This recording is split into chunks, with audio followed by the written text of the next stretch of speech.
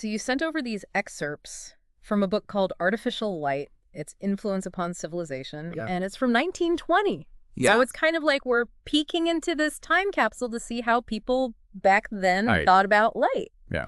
We've got everything from these old oil lamps and fire rituals to gaslighting, even the very beginnings of electric light. It's incredible. And then on top of all that, we've got some pretty interesting predictions about the future of light. Absolutely. Some that came true and others that are a little more out there. Yeah, a little far-fetched.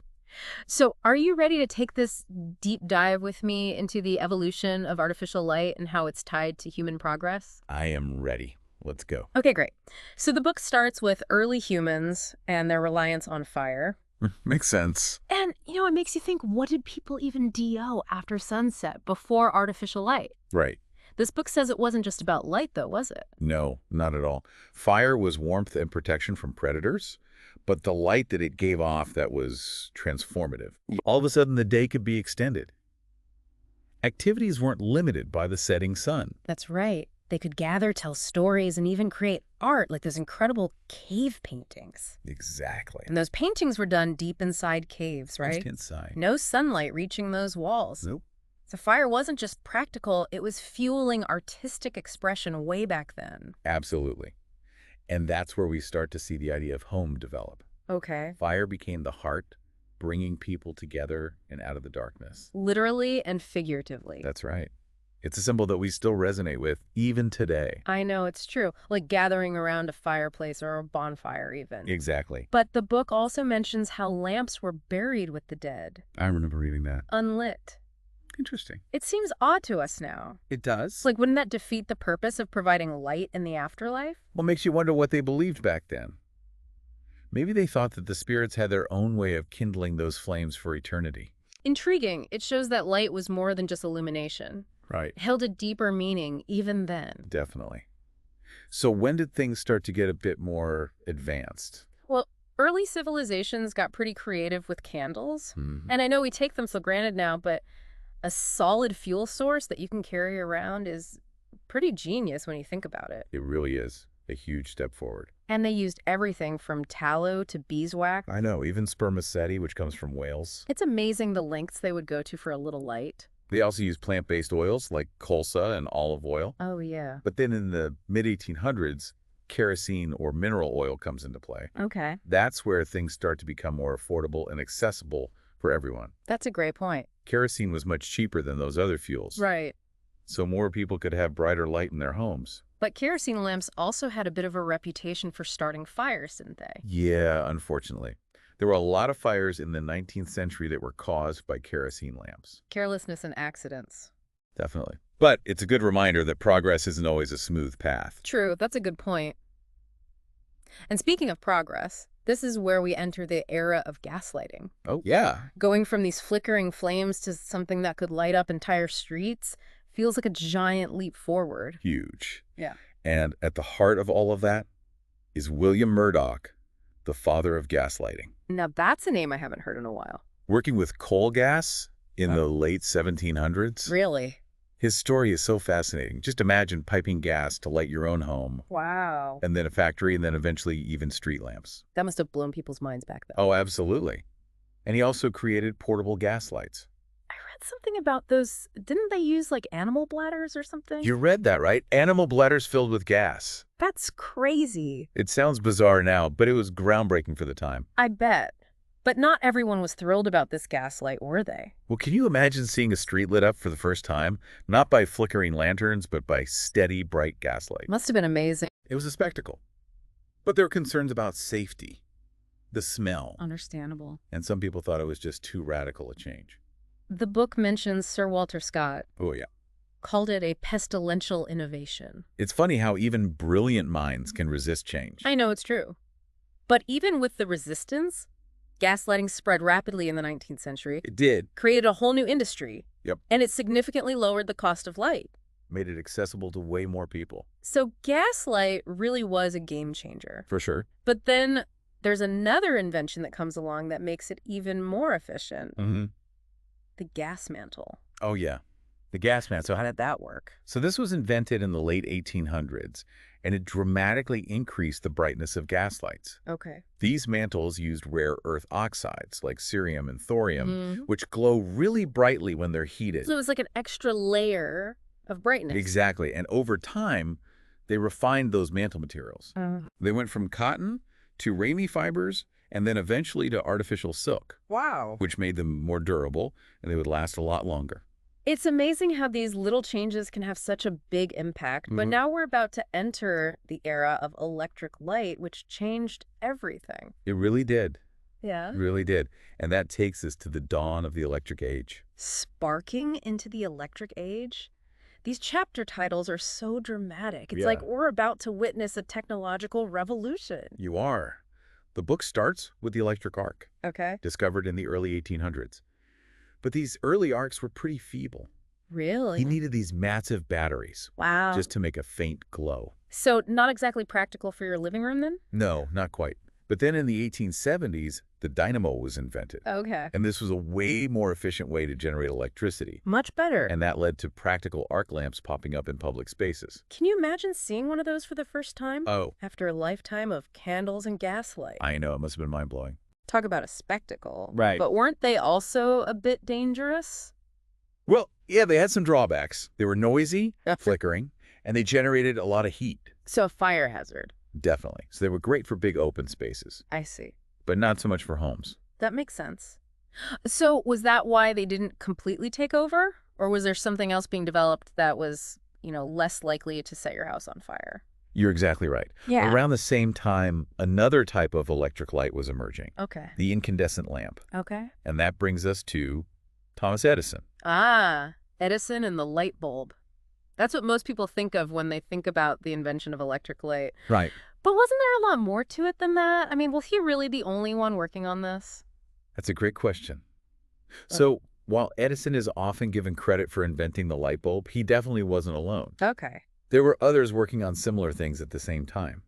Makes sense. What made Edison different was his relentless experimenting and his focus on making a commercially viable product. So it was more about making it practical than just being the first. Exactly. It's a common misconception. It's funny how these things become part of history. I know. The book goes into detail about his struggle to find the right filament material. What did he try? He tried platinum, Really? carbonized paper, Wow. all sorts of things, constantly refining his design. That's pretty impressive. It is. It shows how scientific breakthroughs usually build on the work of others. Right. It's rarely a solo effort. That's right. So Edison finds the right filament, and the light bulb is born. End of story, right? I wish. Not quite. The innovations kept coming.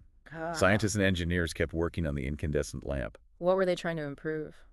So they focused on better vacuums inside the bulb Okay. to keep the filament from burning out too quickly. Right. And they experimented with different shapes and materials for the filament. So always searching for something better. Always trying to make it more efficient and make it last longer. And then there's the gas-filled tungsten lamp. Yes. That was a pretty big deal, right? Huge. Instead of a vacuum, they filled the bulb with an inert gas. Like argon or nitrogen? Exactly. Okay. And that stopped the tungsten filament from evaporating so quickly. Okay. So it could get hotter, and that meant a much brighter light. It's amazing how they were constantly improving on what was already a great invention. I know. But they were also imagining what the future of electric light might look like. The book mentions some pretty out there predictions, right? It does. Some of them are kind of funny from our perspective. Like what?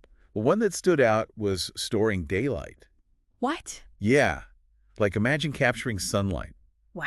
and releasing it at night. Like bottled sunshine. Exactly. Banishing the darkness forever. It sounds like something out of a science fiction novel. It does. But it speaks to that desire to control nature that people had back then.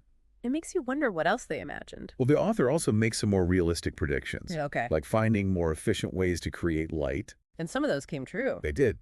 We've seen huge advancements in lighting technology. From fluorescent lights to LEDs. Exactly. But what's really interesting about the book is that it goes beyond just the technical aspects of light. Right. It also explores the impact that artificial light has had on civilization itself. Light's impact beyond illumination. I love that title. Me too. So we've talked about the evolution of light sources, but what about the bigger picture? How did artificial light change how people lived and worked? That's where things get really interesting. The book goes into all these different areas where artificial light made a difference, even back in 1920. Okay. For example, it talks about safety. Okay. Better lighting meant fewer accidents in factories, mines, and on the streets. That's a huge improvement. I can't imagine how dangerous those places must have been before. Definitely. And then there's productivity. Okay. Factories could operate 24/7 with night shifts. Wow. So that meant more output, more jobs. It must have changed the pace of life completely. It did. Artificial light wasn't just about seeing in the dark. It was about reshaping society. That's incredible. And it affected other areas too, right? It did. It played a role in agriculture. Okay. They were even doing experiments with artificial light to help plants grow. Wow. And of course, photography. Right. Artificial light sources were key for advancements in photography. That makes sense. So it wasn't just about how people worked and lived, Right. but how they captured their experiences and shared them with the world. It was like this ripple effect touching everything. And didn't the book talk about some less practical uses of light as well? It did. They were starting to use light to treat skin diseases and even to sterilize water. Wow.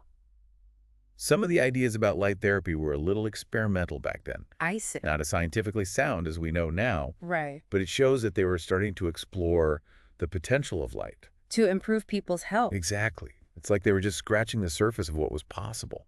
And all of this was happening over a century ago. I know. But what I find really fascinating is that the book ends with a chapter about light as art. Oh, yes. It's a nice way to wrap up our journey through this book. It is. The author imagines mobile light as a new art form. Interesting. Something like music, creating dynamic displays of light and color. So like light shows. Exactly. Evoking emotions, telling stories, even creating a sense of movement and rhythm. That's pretty amazing considering the technology they had back then. I know. It was a bold vision. But wait a minute, isn't that what we have today? It is. Light shows, multimedia spectacles. All thanks to advancements in lighting technology. Like LEDs and lasers and projection mapping. Exactly. The possibilities are endless. It's really incredible to think about. It makes you wonder what the author would think if he could see it all today. I know. It's Yeah. like his vision from back then has become a reality. So it sounds like he really saw the potential for light to be more than just functional. He did. He saw it as a way to express ourselves, to tell stories, To create art. to create art. Yeah. Exactly. And I think he was right. Because think about how light is used in theater, Oh, yeah. in film, even in advertising. It's everywhere. It's everywhere. It plays a crucial role It does. in setting the mood, in creating an atmosphere. Yeah. And as technology has advanced, so have the ways we use light to express ourselves. Absolutely. We've gone from gas lights and incandescent bulbs to LEDs, lasers, and projection mapping. You can transform entire buildings You can. into these canvases of light and color. Amazing. But what I found interesting was this idea that we can actually surpass nature Yeah. in creating these artistic lighting effects. That is a bold claim. That's a bold claim. But he makes a good argument. Thank you. He points out that nature's light displays are amazing. Yeah. These sunsets, rainbows, the northern lights. It's all incredible. But they're limited by things we can't control. Right. With artificial light, we have the power We do. to choose the colors, the intensity, even the movement of light. Yeah. To create a specific effect or tell a story. So we're not just imitating nature. Right. We're going beyond it. Exactly.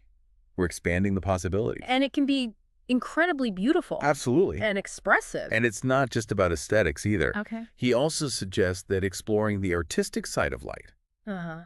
can help us tap into a deeper level of creativity and understanding. It's like he sees light not just as a tool, Right. but as a way to have a new kind of experience. A gateway to something new. Like almost spiritual. Yeah. Yeah. It makes you think about how we use light in religious spaces. Or even just gathering around a campfire. Exactly. Mm-hmm. Light has always been a part of the human culture. It has. From those earliest campfires Mm. to the most sophisticated light shows. It's true. Light has shaped everything. Our rituals, our celebrations. How we understand the world around us. So after this deep dive into the history of artificial light, Yeah. from flickering flames to the electric age and beyond, what's the big takeaway here? Well, I think it shows how human ingenuity has driven this incredible evolution of light. It's amazing, really. We've gone from relying on the sun to creating our own sources of light. And in doing so, we've completely transformed how we live and work and interact with the world. We have.